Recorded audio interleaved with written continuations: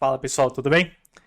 Gente, a ideia aqui nesse vídeo é fazer uma breve correção comentada da prova, tá? Aqui a ideia não é explicar todos os conteúdos um por um, porque a gente já fez isso inúmeras vezes durante as aulas, vocês têm vários vídeos aí para consultar sobre isso.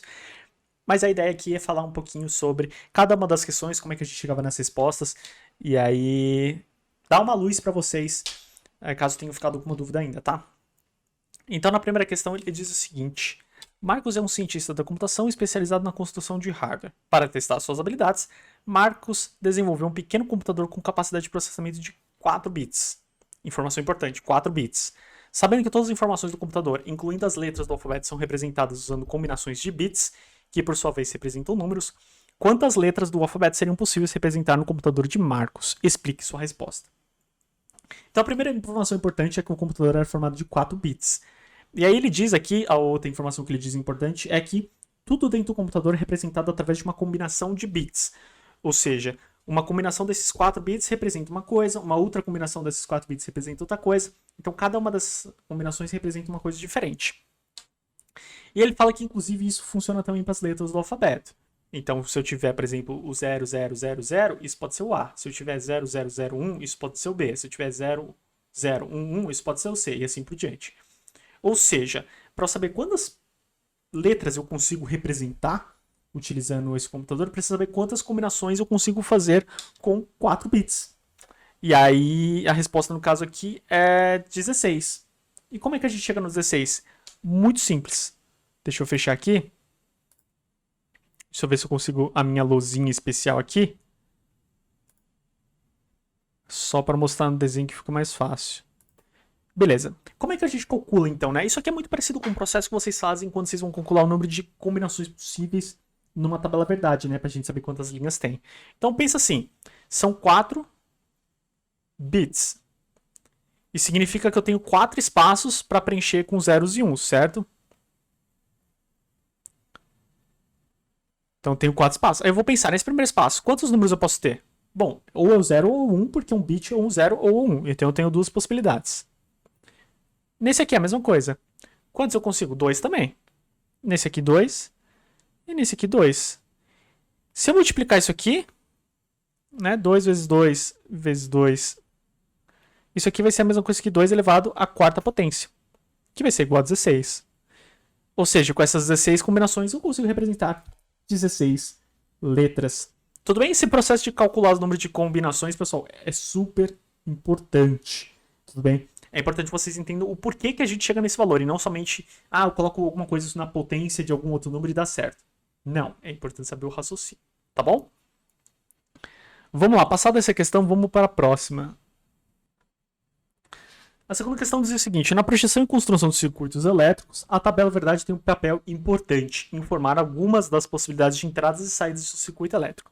Desta forma, a pessoa que está projetando e construindo o circuito consegue validar o seu funcionamento. Bom, essa daqui é falsa porque a tabela verdade ela não informa algumas, né? O papel da tabela verdade é informar todas as combinações, todas as possibilidades. Por isso que nesse caso era falso. Tudo bem? Então isso aqui não tem muito segredo, é só o cuidado aqui com esse algumas das possibilidades. Tudo bem? Tudo bem que às vezes a gente avalia alguma das possibilidades para a gente usar na hora que a gente vai projetar o circuito, mas a tabela verdade, por definição, de acordo com o que a gente foi estudado, de acordo com o que foi feito em sala de aula, sempre tem todas as combinações possíveis, tudo bem? Por isso que tem umas que são muito grandes, outras são menores e assim por diante. Show! Vamos para a terceira. A terceira era a do computador quântico, né? Essa questão caiu de novo. E aqui, pessoal, não tem muito segredo, tá? Ele diz assim: na computação tradicional, cada um dos bits só tem 2 estados possíveis, 1 ou 0. No entanto, na computação quântica, isso é diferente. O mesmo bit pode assumir múltiplos estados simultaneamente, o que faz com que os cálculos computacionais sejam feitos de forma muito diferente e mais veloz do que é hoje. Isso é verdade, tá? Isso não foi inventado. Os computadores quânticos, depois vocês podem pesquisar, têm um funcionamento diferente. Ele realmente tem esses truques que permitem que a computação seja muito mais rápida. Pensando nisso, imagine que agora um único bit pode assumir 3 estados diferentes, representados por 0, 1 e 2. Com base nessa suposição, e no que você aprendeu sobre a construção da tabela verdade, responda. Em um circuito tradicional com 2 entradas, quantas combinações de entradas diferentes seriam possíveis? E aqui, pessoal, é só vocês terem o mesmo raciocínio, fazerem o mesmo raciocínio, tá? Eu tenho duas entradas, então eu tenho dois espaços. No primeiro espaço, quantas possibilidades eu posso ter? Ah, sou 0 e 1, então são duas. E aqui também, são duas. Logo, 2 ao quadrado, que vai ser 4. Aqui é diferente, né? No computador quântico eu vou ter duas entradas, só que eu tenho três possibilidades para cada um, que é o 0, 1 e 2, que é o que estava dizendo no enunciado.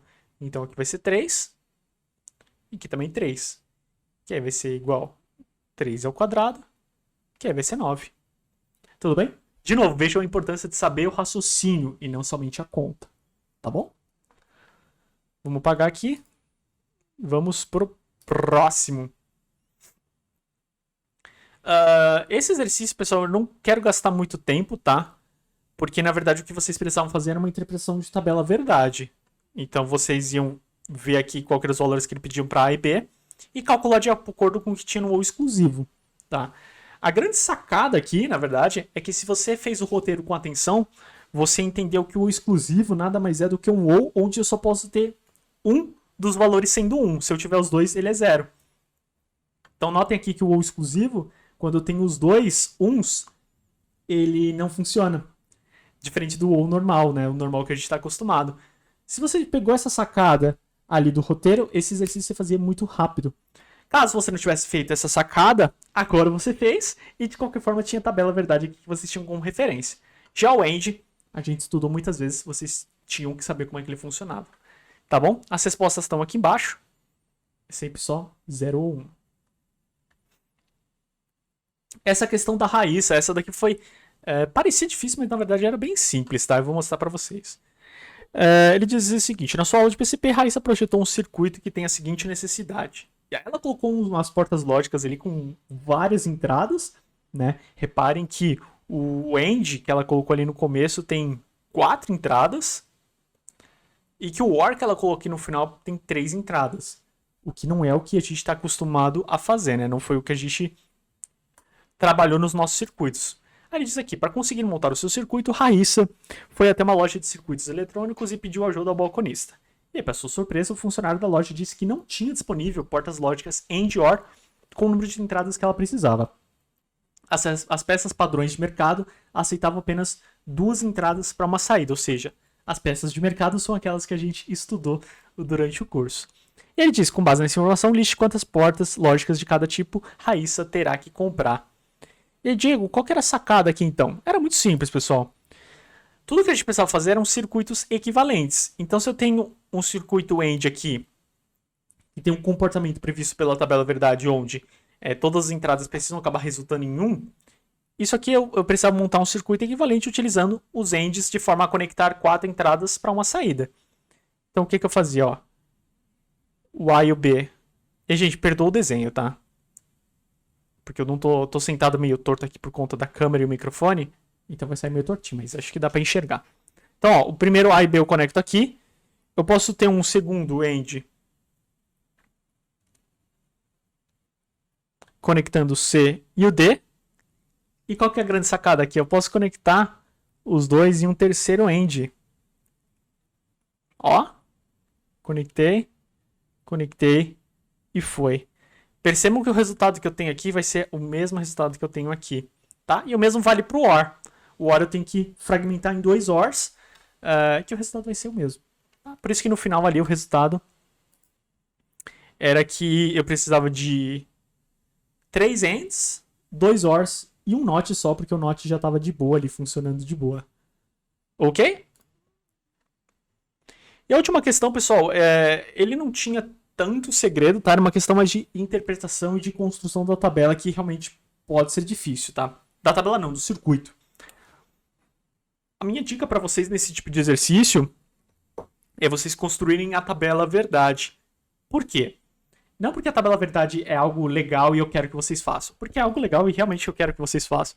Mas porque a tabela verdade ela tem uma função, que é mostrar para vocês quais são os caminhos que vai ligar ou não vai ligar e como a gente pode montar.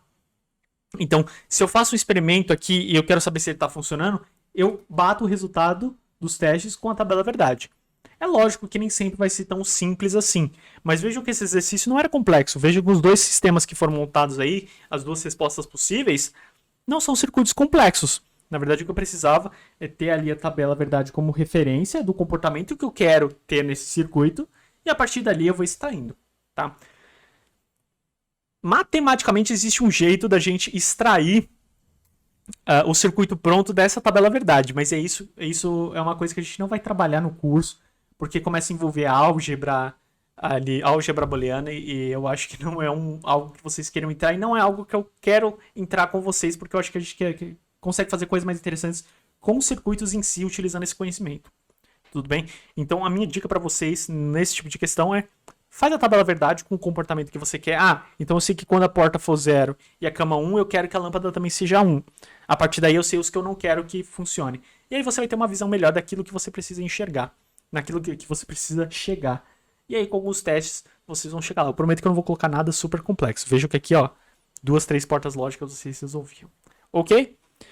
Pessoal, espero que esse vídeo seja um apoio bom para vocês no estudo da prova. Estarei torcendo por vocês nessa prova mestral. Tenho certeza que vocês são capazes de ir super bem. E precisando da minha ajuda, vocês sabem onde me encontrar. Tá bom? Um abração para todos vocês e até uma próxima.